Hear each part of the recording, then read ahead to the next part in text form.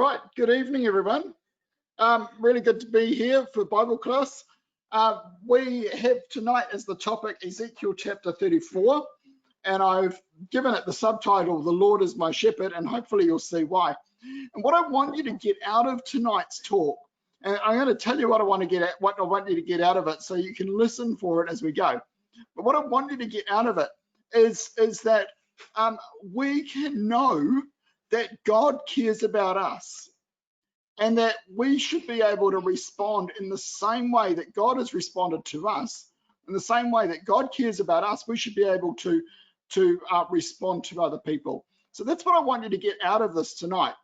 And we're getting that from Ezekiel chapter 4, which Ron has just read for us so well.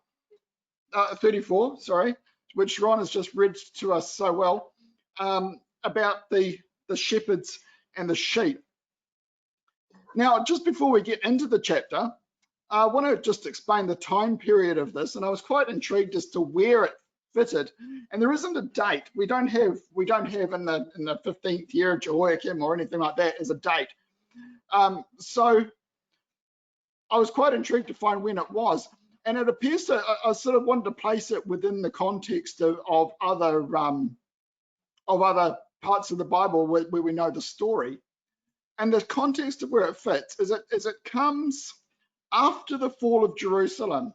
So at the time when the Babylonians invaded, Israel fell, the rest of the people were taken captive, a few poor people were left in the land, and it was at that time that Gedaliah came along and became the leader of those people. He wasn't a prince or anything like that. He was a shepherd of the people. He was a leader of the people. But then you had others as well, and we're going to look at that a little bit later. And then it also happened, there was two things happening at once. There was one lot of stuff happening in Jerusalem and another lot of stuff happening in Assyria, in Babylon. And in Babylon at the time was Daniel and his three friends. So again, the context here is that this prophecy in Ezekiel 34 came in between the time of the story of the fiery furnace, where Daniel's three friends were thrown into the fiery furnace for not bowing down to Nebuchadnezzar, and before Nebuchadnezzar's madness, when he was mad for 7 years. So that's the sort of time period we're looking at. And it was a time when Israel was basically, as we've read, scattered throughout the world, throughout Babylon, and Assyria had taken others, and Israel were just like scattered sheep everywhere. And then there were a few left in the land of Judah who were having their own little issues at the time. And so this prophecy comes to the shepherds of Israel at that time period. Now, if you have a look at verse 2, this is another really interesting thing. Actually, no, don't look at verse 2. Have a look at, just flick back a couple of pages and have a look at chapter 31, verse 1. In the 11th year, on the 3rd month of the 1st day, the word of the Lord came to me. Son of man, say to Pharaoh, king of Egypt, and his hordes. Have a look at chapter 32. In the 12th year, in the 12th month of the 1st day, the word of the Lord came to me. Son of man, take up a lament against Pharaoh, king of Egypt, and say to him. Chapter 33, verse 1. The word of the Lord came to me. Son of man, speak to your countrymen and say to them. Chapter 35. We'll just skip 34, okay? Chapter 35. The word of the Lord came to me. Son of man, set your face against Mount Seir, prophesy against it and say, this is what the sovereign Lord says. Chapter 36. Son of man, prophesy to the mountains of Israel and say to the mountains of Israel, hear the word of the Lord. This is what the Lord says. And so what we've got is this common refrain. It's basically, say this. And there's, it says, prophesy, son of man, and say this. But chapter 34 is a little bit different. Have a look. The word of the Lord came to me, son of man, prophesy against the shepherds of Israel, prophesy and say to them, this is what the sovereign Lord says.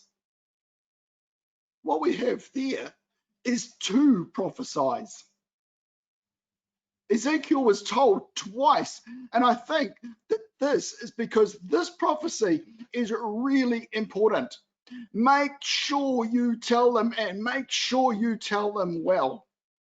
Prophesy, son of man, and prophesy again. Prophesy and say to them, this is what the sovereign Lord says. Prophesy against the shepherds of Israel and prophesy and say to them. And yeah, so I think the reason that that's given twice is because it's just so important. And even for us today, it's still a really important prophecy. And I know it's all about Israel, definitely all about Israel. But as we go through, what we're going to see is a whole lot of links that link us up with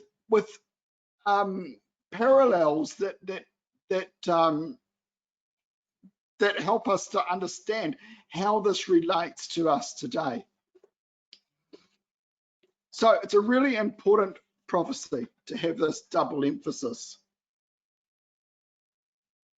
And try that. So we're going to be looking at three groups of people for a start. There are three groups of people actually talked about in this prophecy. The first one is the shepherds. And if we just break the chapter up a little bit, the shepherds are found in verses 1 to 10, roughly. Then we have the nasty sheep in verses 17 to 21. And in between and at the end, we have the nice sheep in verses 11 to 16 and 22. Sorry, I've got pieces of paper everywhere and I'm getting confused. So those are the three groups of people, or three parts we're going to be looking at for the moment, for the evening tonight. So firstly, let's have a look at the shepherds. Now, the shepherds, what we learn from this chapter is what the shepherds were supposed to have done, but weren't doing. So this is what they were supposed to have been doing, and you'll find this in verse 2, on verses 2 through to 6 mostly. So should not the shepherds take care of the flock? Verse 4, you have not strengthened the weak or healed the sick or bound up the injured. You have not brought back the strays or searched for the lost. You have ruled them harshly and brutally. Verse 8, as surely as I live, declares the sovereign Lord, because my flock lacks a shepherd and has so been plundered and become food for the wild animals, and because my shepherds did not search for my flock, but cared for themselves rather than the flock, therefore hear the word of the Lord. So they were supposed to have taken care of the flock. They were supposed to have strengthened the weak, healed the sick, bound up the injured, brought back the strays, searched for the lost, protecting the flock, feeding the flock. And in verse 8, we find that they were supposed to have been God's shepherds.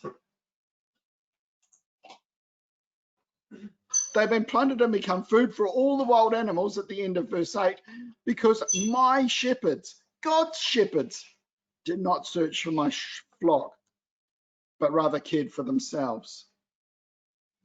So that was the role of the shepherds. That was what they were supposed to have been doing, but they had failed to do. And you get all those do nots, did not in that list of qualifications or list of tasks for a shepherd. Instead, what they did was they took care of themselves. They neglected the sheep. They took the benefits without the responsibility. And have a look at that. Verse 3, you eat the curds, you clothe yourselves with the wool and slaughter the choice animals. They took the milk, they took the wool, and they took the meat. There was nothing left of these poor sheep. and they didn't take care of the sheep. They had all the benefits without the responsibility. They were lazy and they were greedy. And God calls them, you shepherds. And it's personal here. Verse 7. Therefore, you shepherds, hear the word of the Lord. And verse 11. For this is what the sovereign Lord says, I myself will search for my sheep and look after, it can't have been verse 11.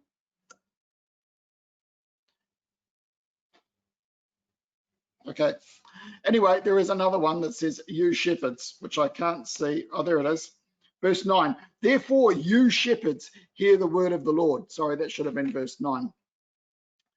And so God is really taking it out on these shepherds for their lack of commitment to the job they were to be doing. Shepherds in this prophecy represent the people who were the kings, the princes, and the rulers of Israel. So they were the ones that had absolute and real authority over the people.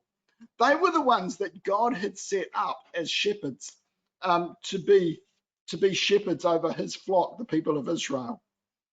And it's the same for us today. When you think about it, those are the people that in our ecclesias or even in our communities who take the responsibility, or should be taking the responsibility, to lead the people, to care for us.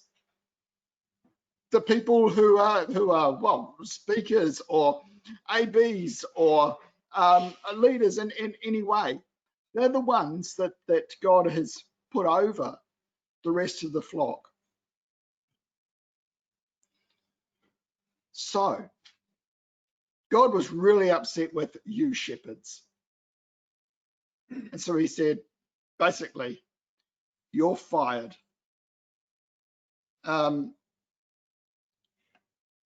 Verse 10, this is what the Lord says. I am against the shepherds, and I will hold them accountable for my flock, and I will remove them from tending the flock so the shepherds can no longer feed themselves. I will rescue my flock from their mouths, and it will no longer be food for them. Now, interesting, this quote in Zechariah 11, verse 4 to 17. So come with me there. Zechariah 11. And we're not going to read the whole bit, but what you'll find is if you skim through it, you'll find that that there's a prophecy here about a flock marked for slaughter. And again, we have some wicked shepherds, some shepherds who were about to be fired by God. So I pastured the flock marked for slaughter in verse 7, and he got rid of, in verse 8, 3 shepherds. And then we find the flock detested him and he grew weary of them. This is Zechariah. And he said, I won't be your shepherd.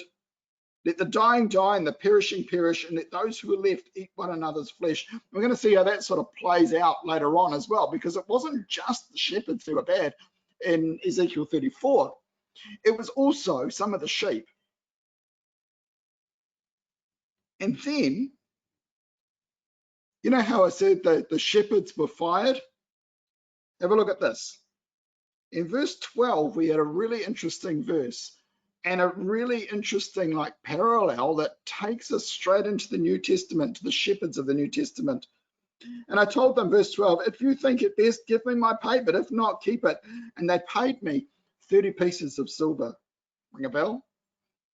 And the Lord said to me, throw it to the potter's house, the handsome price at which they priced me. So I took the 30 pieces of silver and threw them into the house of the Lord, to the potter. And here we have just a really neat little prophecy about one of the shepherds who was supposed to be one of the shepherds of Israel, one of the shepherds of the new Christian faith, Judas, who again was greedy, was helping himself out of the money bag and not caring for the flock. and finally got his payment and threw it to the field of the potter and got his just deserts.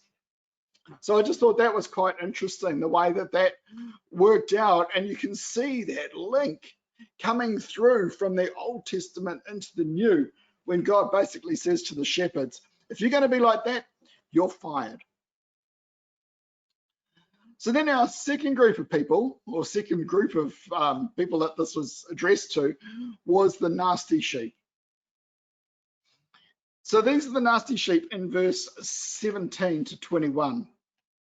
As for you, my flock, this is what the sovereign Lord says. I will judge between one sheep and another, between rams and goats. Is it not enough for you to feed on the good pasture? Must you also trample the rest of the pasture with your feet? Is it not enough for you to drink clear water? Must you also muddy the rest with your feet? Must my flock feed on what you have trampled and drink what you have muddied with your feet? Have a look, come with me to Jeremiah 40, verse 40 and to basically chapters 40 to 43. And again, we're going to skim through this because this is the story of Isaiah. Jeremiah chapter 40. This is the story of when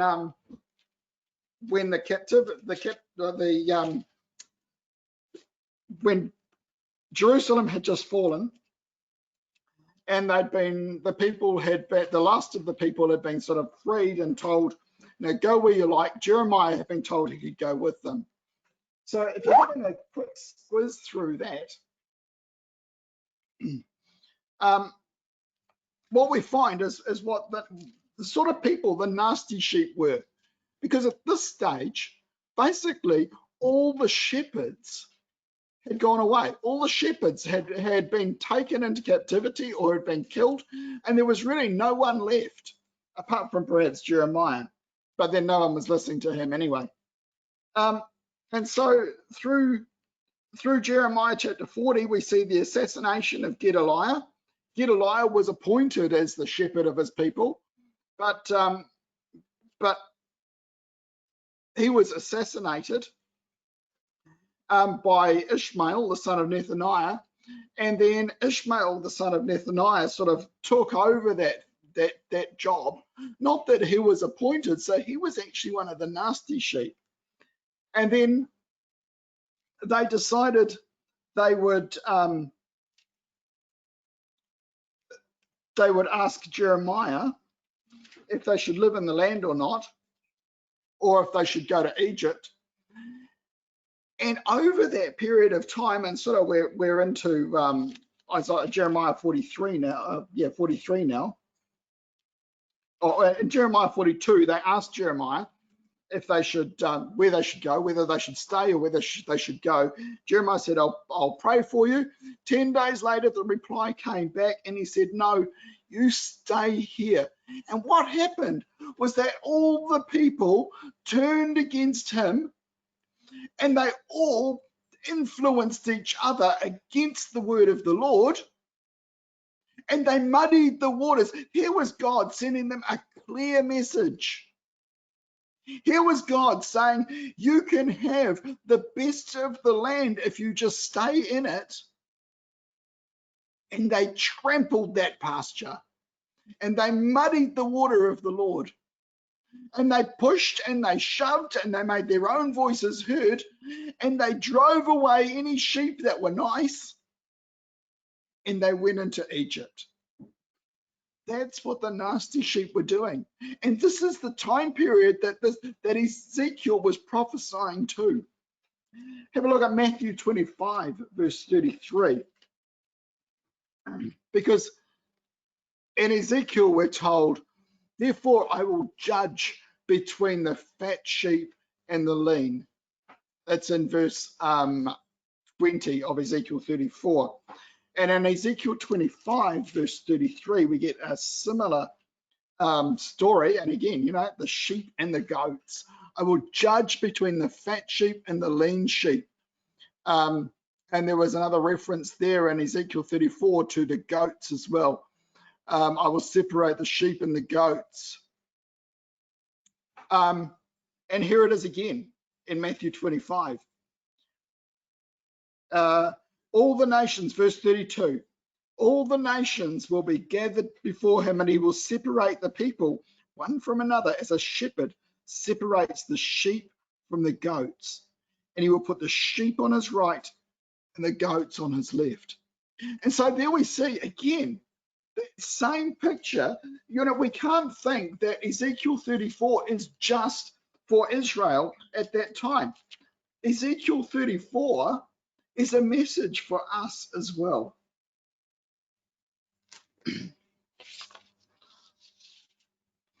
So now we get to the nice sheep. I think.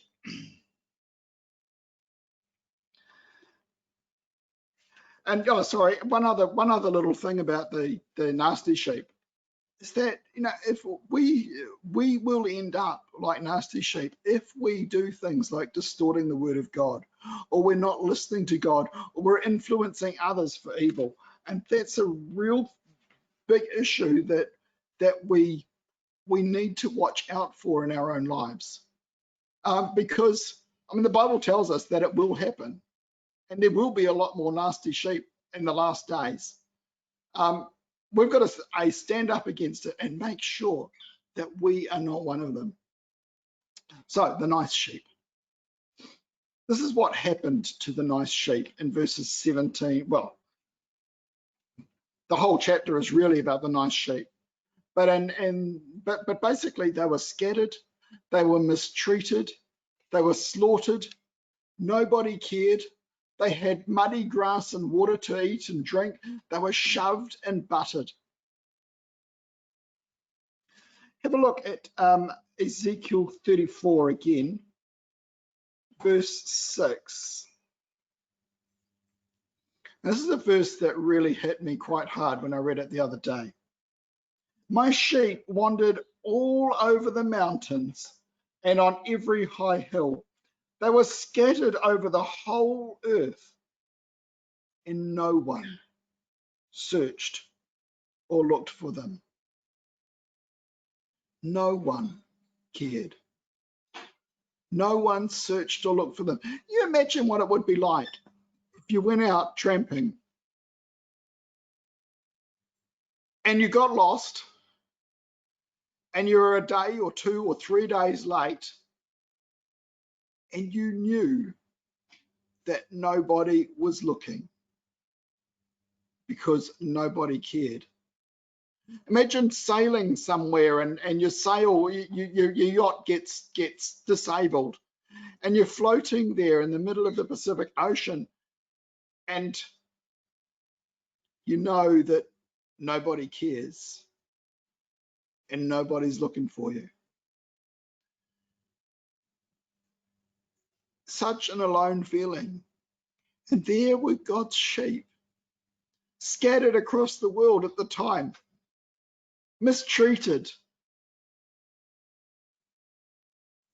lost, and nobody cared. And you know, I am really thankful for people like Nick and Micah at the moment, who, and you know, with the Praise and Union reunion and all the work that they've been doing, reaching out to the lost sheep. And so thank you so much, Nick and Micah. I'm not sure whether you're on tonight, but you've done an amazing job doing that, and keep up the good work, because it's a work that I'm not that good at. But you guys are, and you've done a fantastic job, and you know, keep up the good work with that, because those sheep do need people to look for them, to care for them. So the nice sheep are named the flock, or my sheep, or whatever. But what interested me was the amount of times that God called them his flock. Have a look at this. 4 times they're called the flock when God is talking about, when Ezekiel's talking about about, well, have a look in end of verse 2. Should not shepherds take care of the flock? You know, it's a simple, you know, this is a shepherd, so therefore he must be looking after his flock, the flock. Okay, but if we have a look at verse 6, begins my sheep. Verse 8, halfway through verse 8, because my flock. Again in verse 8, the end of verse 8, my flock, and my flock again. Well, let's just read it. Verse 8, as surely as the Lord lives, declares the sovereign Lord, because my flock lacks a shepherd and has been plundered and become food for all the wild animals, and because my shepherds, who didn't do their job, did not search for my flock, but rather cared for themselves rather than for my flock. Verse, what verse is that? 10, I will rescue my flock from their mouths. Verse 11, I will search for my sheep and look for them. Verse 12, so I will look after my sheep. Verse 15, I will tend my sheep. Verse 19, verse 17, as for you, my flock. This is what the sovereign Lord says. Verse 19, must my flock feed on what you have trampled and drunk? And verse 22, I will save my flock and they will no longer be plundered. And verse 31, you are my sheep. And what I thought was really neat about that is that these people, these sheep, are God's flock. We are his flock. We are his, and he takes it personally when anything like that happens to us. When we're scattered or mistreated or slaughtered or nobody cares, or or everything we're fed is muddied, or we're shoved and buttered, he takes personal insult because we are his sheep, his flock, and one time there, his scattered flock in verse 12.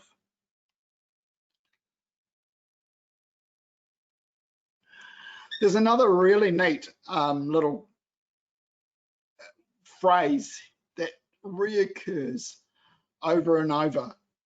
Because we are his flock, God says 20 times, I will, and Ron read really well nicely earlier on when he just read many of those I wills, just and just emphasized them really well. So thanks for that, Ron. And then so among those 20, well, there was 20 I wills, and then there are 3 I myself will, and 1 I the Lord will, which is quite interesting. So if you have a look at those, again, they arrive in verse 10. But what's interesting too is that you'll find a couple of I ams as well. But we'll look at that in the next slide.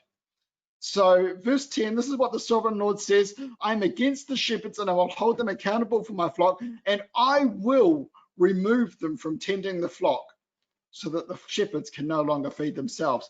I will rescue my flock from their mouths and it will no longer be food for them.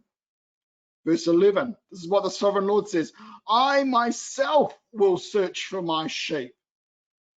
And what do you think about this one in particular? Because here, God is talking to those shepherds who should have been looking after the sheep. The shepherds who were not doing their job, who were being lazy, who were lying down in the sun while they should have been chasing after sheep.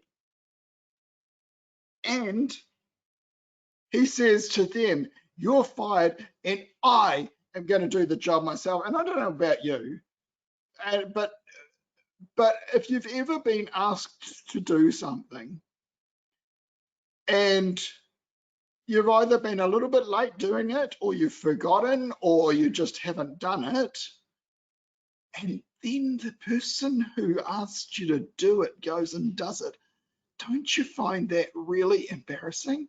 Don't you sort of like, oh no, you know?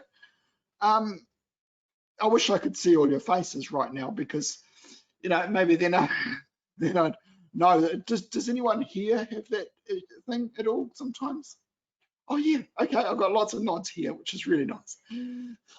And this is exactly what God's doing now. I myself will search for my sheep because you haven't done it, is what he's saying. Carrying on with the I wills, verse 12. I will look after my sheep. I will rescue them. Verse 13, I will bring them out from the nations. Verse 13 again, I will bring them into their own land. I will pasture them on the mountains of Israel. Verse 14, I will tend them in good pasture. Verse 15, again, I myself will tend my sheep. Verse 16, I will search. Verse 16 again, I will bind up the injured and strengthen the weak. I will destroy. I will shepherd. Verse 17, I will judge. Verse 20, I myself will judge. Verse 22, I will save my flock. I will judge between one flock and another, one sheep and another. Verse 23, I will place over them one shepherd. Verse 24, here's the Lord will be their God. Verse 25, I will make a covenant. Verse 26, I will make them and the places surrounding my hill a blessing. I will send down showers in their season. Verse 29, I will provide for them. Verse those are the I wills. God is really making sure we know that he will look after his flock. And we are his flock, the sheep of his pasture. I will look after you, is what he's saying.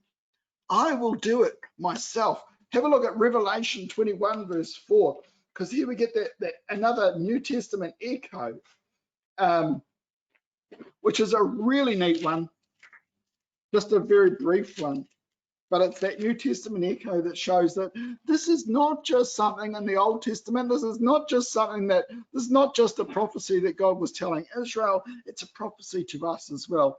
Revelation 21 verse 4 says this: He will wipe away every tear from their eyes. There will be no more death or crying or pain, for the old order of things has passed away. I think in another version, it says, well, he will do this. It says he himself will wipe away every tear. God himself will wipe away every tear from their eyes. I just thought that was really neat, the way God will look after us. So there are the two I ams. Now, what's really interesting about these two I am statements is that they come at the beginning and the end of the I wills. Now, there might be some significance in this. There probably is. But the first one comes in verse 10. This is what the sovereign Lord says: I am against the shepherds, and I will hold them accountable, and will hold them accountable for my flock. So here we have God going, I am and I will, and this is an I am and I will judgment. And then at the end of the chapter, in verse 31, we have the second I am. And this is at the sort of bookends all the I wills. Because at the end of it, it says, you are my sheep, the sheep of my pasture, and I am your God, declares the sovereign God, sovereign Lord. And so what we have there is that God is saying, I am the judge, and I am your God, and everything in between. And this is what we were learning this morning, isn't it? That's that linear thing, you know, that the lines as opposed to the circles, we have a direction. This is God saying, your direction is this, that I am going to look after you. What an amazing chapter this is, Ezekiel 34. But we haven't finished yet. But wait, there's more.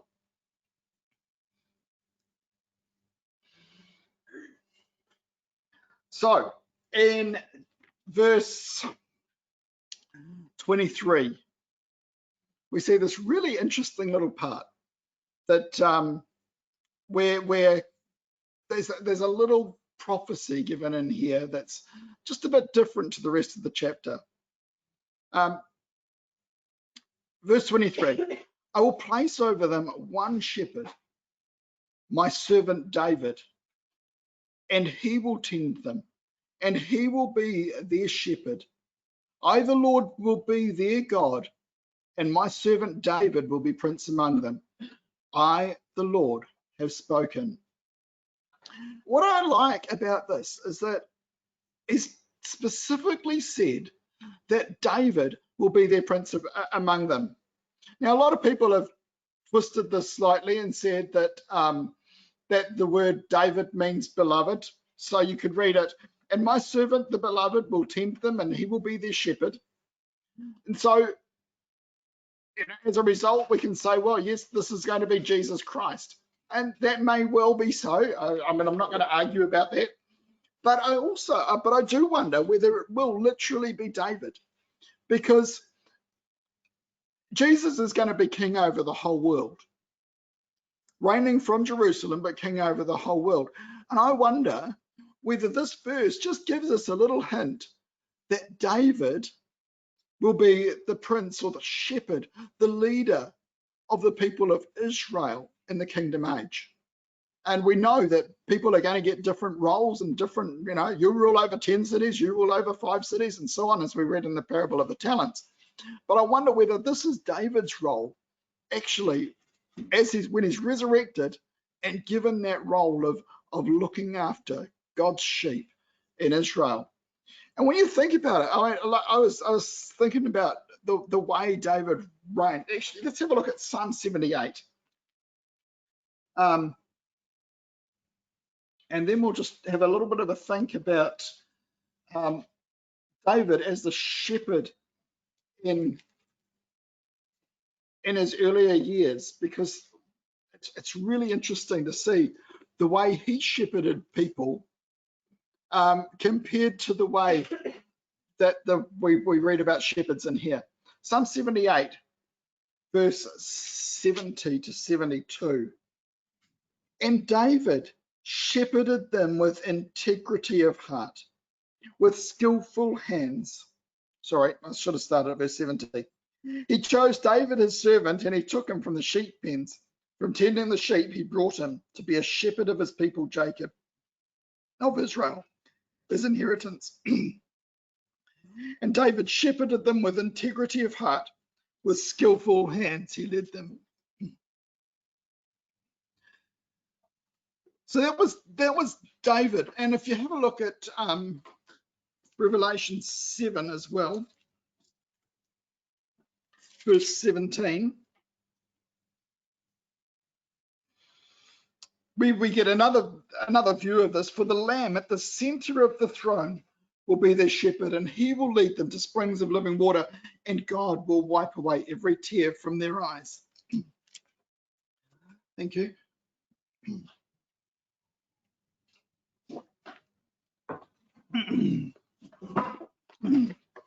Might not help, but there we go. Now, what I found interesting about this idea that David would be the servant or the shepherd of Israel was that he actually had great qualifications, not just as a king, not just as a shepherd who looked after his sheep and who fought off the lion and the bear. But when you think about the story of David, when he went into exile, David gathered a whole lot of outcasts and rebels, people who had been mistreated, people who had been who were rebels, people who had been rejected by everyone else, people who had been driven away like he had out of their inheritance from Israel. And he gathered all of them up and shepherded them and grew them, those people into a great, well, a really great army, really, in the end of it, in the end. And also you can see David's true calling as a shepherd, even in later in his reign, when he was running away from Absalom. We get that story of Ittai the Gittite and his, I think it was 500 men who were going along with David, and David said, "You're a foreigner here." They were from Gath,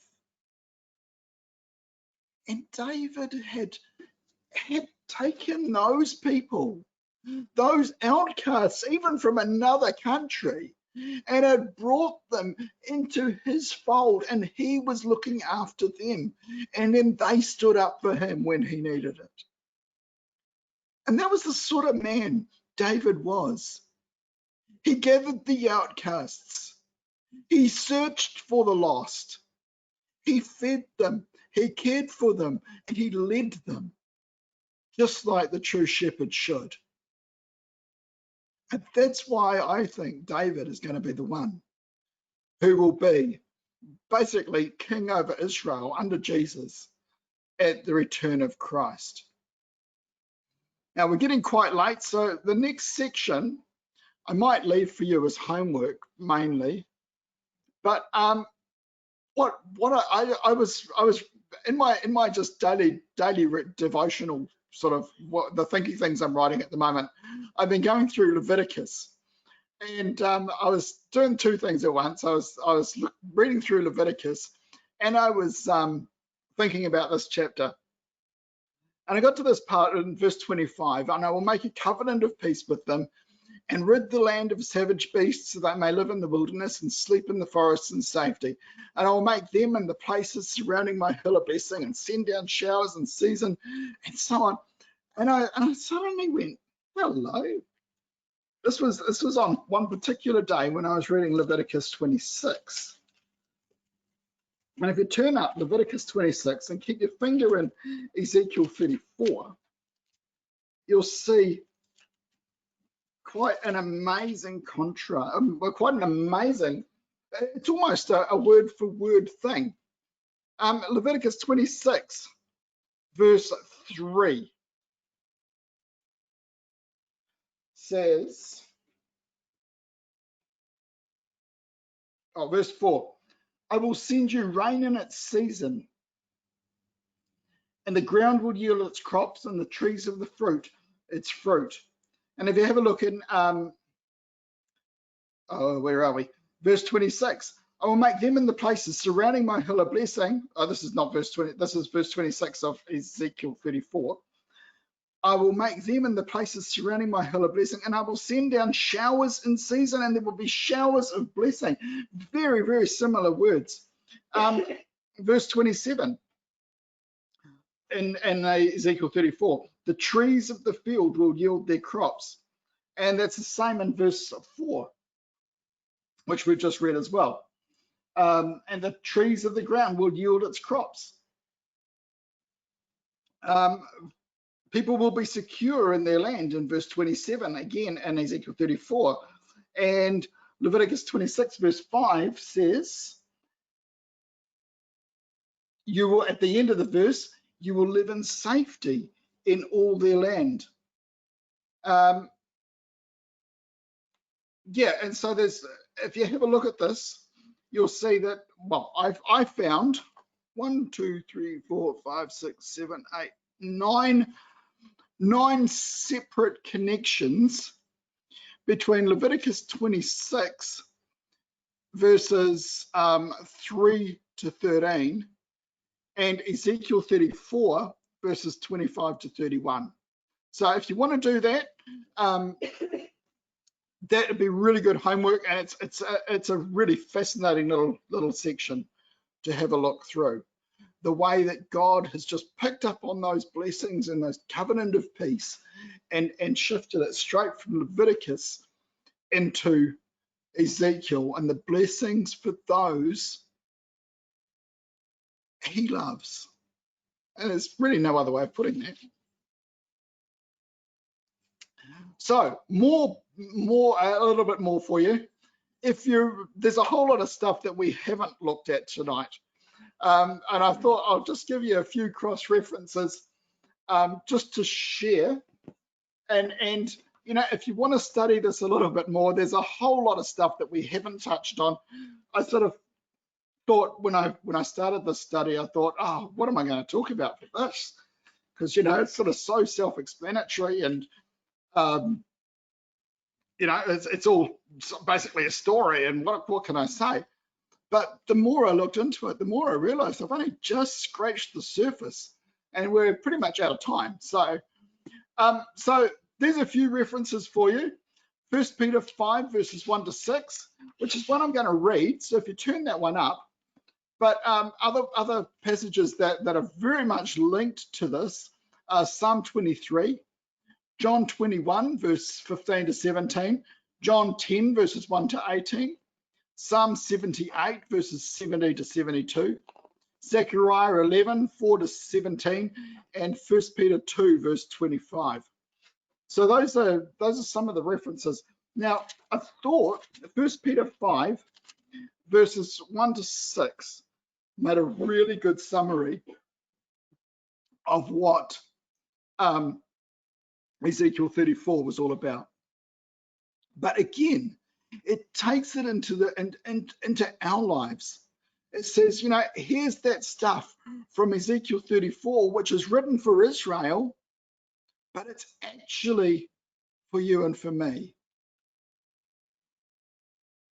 To the elders among you, this is 1 Peter chapter 5, verses 1 to 6. To the elders among you, to the shepherds, I appeal as a fellow elder, a witness of Christ's sufferings, and one who will also share in the glory to be revealed. Be shepherds of God's flock that is under your care, serving as overseers, not because you must, but because you are willing, as God wants you to be. Not greedy for money, but eager to serve. Not lording it over those entrusted to you, but being examples to the flock. And when the chief shepherd appears, you will receive the crown of glory that will never fade away. Like young men, in the same way, be submissive to those who are older. And this is where we're talking, so we've talked about the shepherds, and this is where we're talking about the sheep, the nasty sheep here, or well, what would have been the nasty sheep if they weren't following this advice from Peter. Young men, in the same way, be submissive to those who are older. All of you, clothe yourselves with humility toward one another, because God opposes the proud, but gives grace to the humble. Humble yourselves, therefore, under God's mighty hand, that he may lift you up in due time. I thought that was a really neat summary of Ezekiel 34, just in those few verses from Peter. Now, the last slide takes us to the final I am. And this really is the summary of the whole chapter, even shorter than those 6 verses in Peter. And this is how it reads. And this is the summary, because in case you missed it, in case you've just skimmed through the whole of Ezekiel 34 as you read it in your daily readings or wherever you're going to do, in case you've missed the whole point of it, this is the point. You are my sheep, the sheep of my pasture, and I am your God, declares the sovereign Lord. Isn't that beautiful? You are my sheep, the sheep of my pasture, and I am your God, declares the sovereign Lord. This is written for you and for me, because God loves us and he cares for us. And he wants those of us who are shepherds to be nice shepherds. And he wants those of us who are sheep to be nice sheep, to care for the rest of the flock, just like he cares for us. That is the lesson from Ezekiel 34. You are my sheep, the sheep of my pasture, and I am the Lord your God, declares the sovereign Lord.